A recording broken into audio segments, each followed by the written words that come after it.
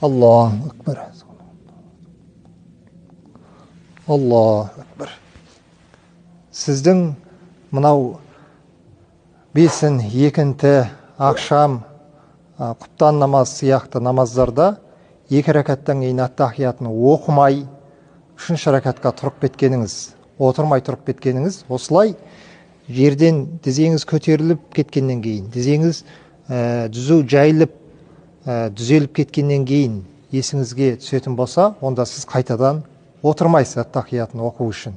Ары қарата намазыңызды жалғастыра бересіз.